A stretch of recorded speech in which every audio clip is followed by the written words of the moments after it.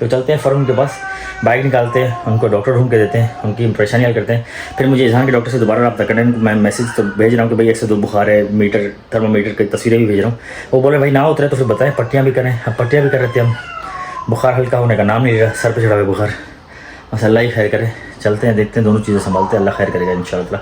जल्द से जल्द करने पड़ेगा मुझे, क्योंकि इजहान के लिए बड़ी टेंशन हो रही है मुझे, रात से नींद भी नहीं आई। अभी हम NSCVD में हैं और डॉक्टर ने चेकअप में तकरीबन 1.5 घंटा लगा दिया और काफ़ी कुछ समझाया उन्होंने, एंजियोग्राफी का बताया। तब ये कुछ अल्ट्रासाउंड बताएं हार्ट के, यानी ECG, और इसके साथ उन्होंने बताया कुछ ब्लड टेस्ट वगैरह कराएं। मेडिसिन नहीं दे रहे, वो बोल रहे हैं कि पहले मैं चेक करूं कि ये क्या इशू है, या तो स्टंट लेंगे या क्या इशू, जो भी XYZ रीज़न है। तो मुझे समझा रहे थे। अब इनको लेकर आए हैं ECG कराने के लिए। ECG के बाद फिर इनके कुछ ब्लड टेस्ट करवाएंगे, फिर उसके बाद इनका एक एंजियोग्राफी को जो 3 साल पहले इन्होंने करवानी थी नहीं करवाई, अब लाजमी हो गया एंजियोग्राफी करानी। डॉक्टर ने बोला आप लोग क्यों नहीं करा रहे थे। तो मैं फ़र्स्ट टाइम इनके साथ क्लिनिक के अंदर गया हूँ, तो डॉक्टर ने बताया आप समझें इस चीज़ को।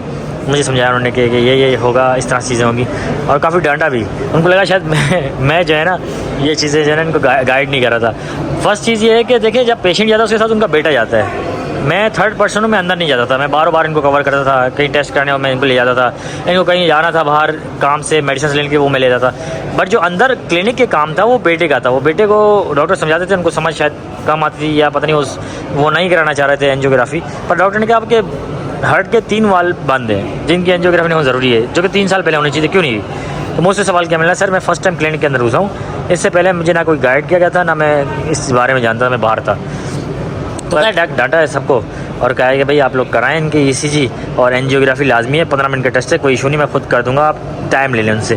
तो नंबर पे मैसेज करेंगे, इंशाल्लाह कल या परसों का टाइम लेने की कोशिश करेंगे, जब तक ये इनके कुछ बाकी के टेस्ट हैं वो करवा लें। और मैं पूछता हूँ अलिशबा से, इजहान का, क्योंकि पट्टियाँ कर रही थी अलिशबा, काफ़ी तेज़ सर पर बुखार था, उनके डॉक्टर से भी बात चल रही है। मम्मी कह रही थी दोबारा लेके जाएंगे, तो बस अल्लाह खैर करे, देखते हैं क्या होता है।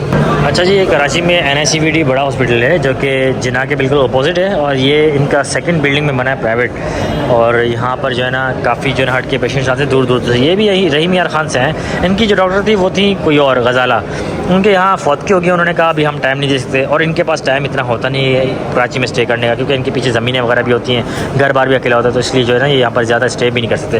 तो इनकी मजबूरी ये बनती है। तो इसी वजह से डॉक्टर चेंज किया, सेकंड डॉक्टर उनकी जगह पर जो बैठे थे उनसे चेकअप कराया। तो वो तो काफ़ी सख्त मिजाज के थे, उन्होंने काफ़ी चीज़ें अच्छी भी समझाई, और काफ़ी कुछ जो है ना उल्टा पुल्टा भी कहा कि इतने सालों तक क्यों आप वेट करते रहे। तो बस अभी डॉक्टर का काम है समझाना, उन्होंने समझा दिया। अभी हम चलते हैं, इनके टेस्ट वगैरह करवाते हैं, फिर मैं जाऊँगा इजहान के पास। तो गाइस, अम्मी से मेरी बात हो रही थी, अम्मी कहते हैं अगर इजहान की तबीयत ठीक नहीं हो रही थी उसको एडमिट करवा लेते हैं। तो मैं डॉक्टर से बात कर रहा हूँ। इसके अलावा मुझे किसी ने मशवरा दिया है, तो मेरी सिस्टर ने, जस्ट लाइक, उन्होंने कहा है कि भाई, वो भी एक्चुअली में डॉक्टर है, उन्होंने कहा है कि आप जो है ना घर में आपके पेशेंट आए, शायद किसी वजह से कोई बैक्टीरिया या कोई जर्म्स जैसे आ गए जिसकी वजह से हर कोई बीमार हो रहा है, तो बेहतर ये आप घर को सैनिटाइज़ कर लें। तो उसके लिए डेटॉल और वो ले लें। अब मैं डेटॉल स्प्रे लेने गया तो कहीं से मिल नहीं रहा, तो भाइयों ने कहा है कि जो शॉप वाले हैं, स्टोर कीपर, उन्होंने कहा है कि भाई आप डेटॉल ले लें, उसके अंदर पानी वगैरह थोड़ा बहुत मिक्स कर दें, अदरवाइज़ ज़्यादा डेटॉल और पानी की मिकदार कम, तो उससे आप स्प्रे कर सकते हैं। एयर गन ले लें। तो मैंने वो ले लिए। चलते हैं अभी घर पर सैनिटाइज़ करते हैं पूरे घर को। और इजहान की तबीयत ज़्यादा ख़राब है, मुझे दोबारा जिना जाना है। वो कार्डियो वाले पेशेंट अभी भी कार्डियो में ही है, मुझे कुछ टेस्ट वगैरह चल रहे हैं, वो सारे मैंने करवा लिए। अभी थोड़ा रिपोर्ट्स के लिए थोड़ा वेट करना पड़ेगा, तो मैं घर जाकर सैनिटाइज़ करके जब तक आ जाता हूँ। और इसके अलावा मैंने कुछ खाया भी नहीं, हल्का फुल्का समोसा खा लेता हूँ, सुबह से नाश्ता भी नहीं किया मैंने। चलते हैं, पहले ये काम निपटा लेते हैं, और बस अभी फिर दोबारा हॉस्पिटल जाना है, इजहान पापा को भी देखना है। बस अल्लाह खैर करे, इंशाल्लाह सब ठीक हो जाए, मेरी दुआ है। गाइस, अभी हम जा रहे हैं रात के लेट नाइट आंटी बारा के घर जा रहे हैं।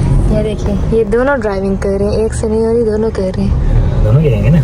और आज हमारे साथ अम्मी भी जा रही हैं। अम्मी आप सही बैठी हैं? हाँ सही बैठी। शुक्र है अम्मी आज राजी हो गई जाने के लिए, घर में बैठ के ना बोर हो गई है। फाइनली आंटी के घर से होकर अभी हम जा रहे हैं वापस। बहुत बातें की अम्मी ने और आंटी ने, इजहान ने तो तंग किया है, बोला घर चलते हैं। गर्मी तो है, कितनी गर्मी है।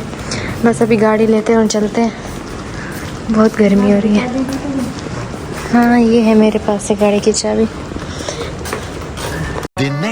यहाँ पर धूप थोड़ी कड़क, तो हमने सोचा था, स्पेशली अलीफा ने सोचा था कि कभी थोड़ी धूप लगे यहाँ पर, ताकि थोड़ी जो बीमारी है वो ख़त्म हो जाए, जर्म्स वगैरह बैक्टीरिया जो होते हैं। मैं वैसे डेटॉल की छिड़काव सारे घर पे कर रहा हूँ, आज भी करूँगा, लेकिन कपड़े का धूप लगाना ज़रूरी है ताकि जितने भी जर्म्स वगैरह बैक्टीरिया वो गर्मी से मर जाए। हफ्स भी हो रही है, लेकिन ये कि बादल भी बने हुए हैं, धूप भी हो रही है, बादल भी बने हैं, बस ये कि बारिश ना हो जाए। अलिशबा की दोबारा कपड़े लटकाने के लिए, चिपटियाँ लगी थी, चिपटियाँ ख़त्म हुई थी क्योंकि अलिफा के पास काफ़ी सारी चिपटियाँ थी। अलिफा ने बांट के एक नहीं छोड़ी, अभी 6-7 दाने पड़े थे वो लेके आ गई।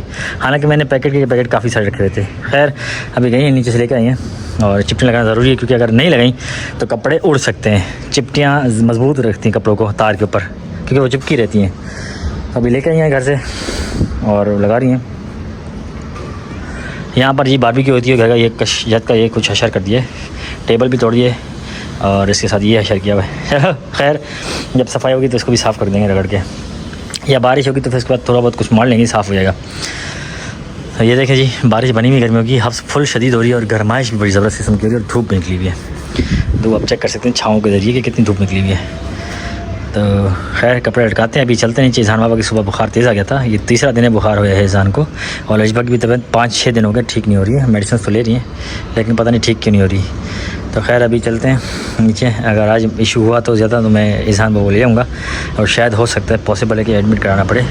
बस अल्लाह ताला वो नौबत से बचाए, लेकिन यही कि अल्लाह करे ठीक हो जाए ईज़ान। नहीं हुआ तो फिर ये हमारे पास इसके अलावा कोई ऑप्शन नहीं है। तकरीबन दूसरा दिन है आज और हम ब्लॉग नहीं डाल पाए क्योंकि मेरे घर के माहौल थोड़े डिस्टर्ब हुए हैं। और डिस्टर्ब क्यों है मैं बताता हूँ आपको, सीधी क्लियर कट बात करता हूँ।